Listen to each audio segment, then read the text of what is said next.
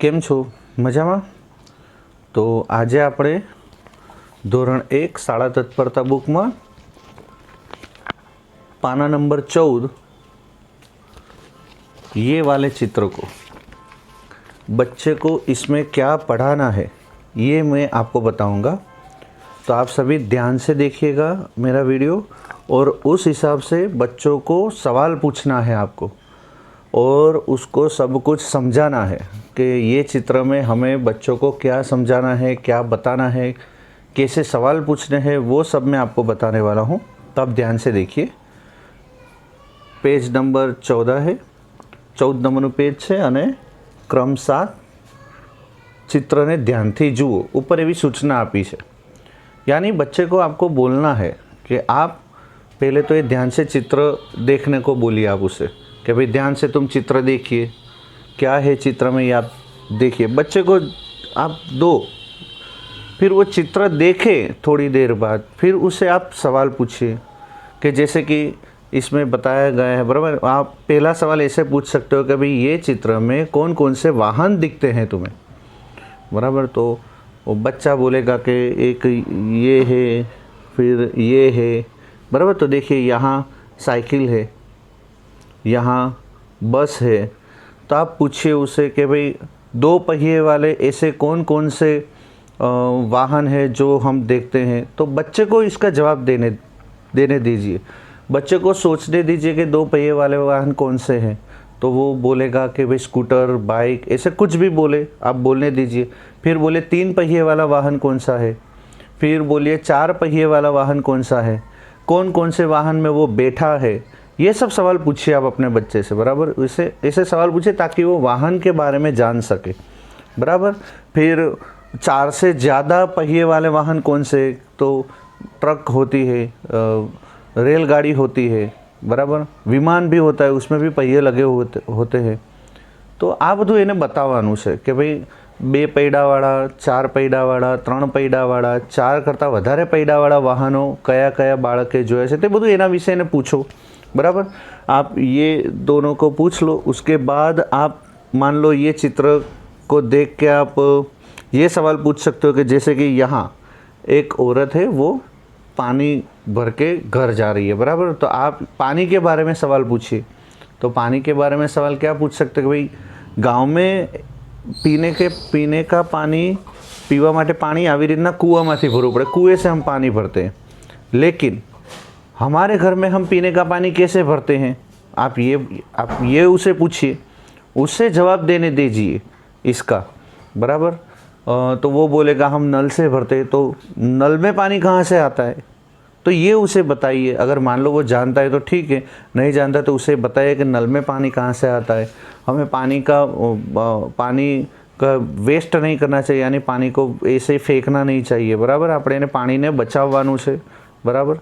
પછી और तुम सवाल पूछ सकते हो इसमें से। मान लो कि जैसे कि ये है, यहाँ गाय और यहाँ एक मुर्गा, बराबर, एक कुकड़ो अने गाय से।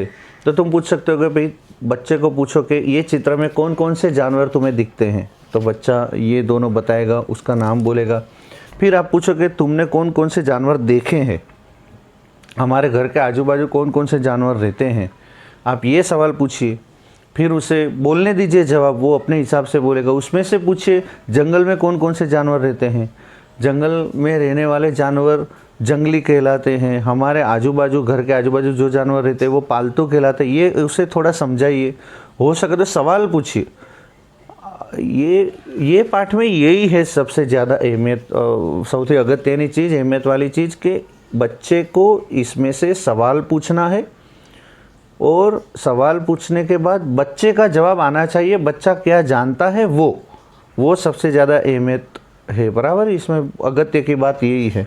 और आप पूछ सकते हो कि भाई और कौन कौन सी चीज़ें यहाँ दिखती है। तो उसे बताइए यहाँ एक दवाखानु, बराबर। तो दवाखानु यानी बराबर हॉस्पिटल, यह गांव का चित्र है तो थोड़ा छोटा दवाखाना है, बराबर। तो दवाखाने में क्या होता है, दवाखाने में कौन लोग जाते हैं, दवाखाने में कौन रहता है, वहाँ कौन दवाई देता है, बीमार होते तो हम कहाँ जाते हैं, बराबर। ये सब थोड़े सवाल पूछिए।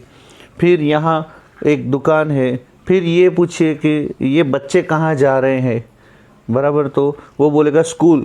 तो स्कूल में कौन होता है, स्कूल में क्या चीज़ होती है। अभी देखो पहले दौर में जो बच्चे आए हैं वो अभी तक कभी स्कूल आए नहीं, तो आप थोड़ा उससे स्कूल के बारे में बताइए कि भाई बच्चा जब थोड़ा 5 साल का हो जाता है, बड़ा हो जाता है, तो वो स्कूल जाता है, स्कूल में जाके पढ़ता है, वो अच्छे से वो लिखता है, पढ़ता है, वहाँ टीचर होते हैं, सर होते हैं, वो पढ़ाते हैं, बराबर। वहाँ खेलने के भी खेलने का मैदान भी होता है। तो ये सब थोड़ी थोड़ी चीज़ें आप उसे बताइए स्कूल के बारे में, बराबर। स्कूल में कौन कौन होता है ये पूछिए सवाल। और आप ये भी पूछ सकते हो इसमें से कि मान लो कि यहाँ कौन कौन से व्यवसायकार दिखते हैं। अब देखिए व्यवसायकार यानी कौन लोग, अब ये गुजराती शब्द है व्यवसायकार। तो व्यवसायकार એટલે શું, तो हम जो भी लोग पैसा कमाने के लिए जो कुछ काम करते हैं उसे व्यवसायकार सादी भाषा में बोले तो कहा जा सकता है। जैसे कि तुम्हारे में से बहुत लोग मकान बनाने का वो कड़िया काम करते होंगे, तो वो भी एक व्यवसायकार है। कोई दुकान चलाता होगा तो दुकानदार भी व्यवसायकार है। कोई रिक्शा चलाता होगा तो रिक्शा ड्राइवर भी व्यवसायकार है। मैं हूँ तो मैं एक शिक्षक हूँ, तो मैं भी एक व्यवसायकार हूँ, बराबर। कोई कंपनी में काम करने जाता है, जो वर्कर होता है, मजदूर होता है, वो भी एक व्यवसायकार कहा जा सकता है।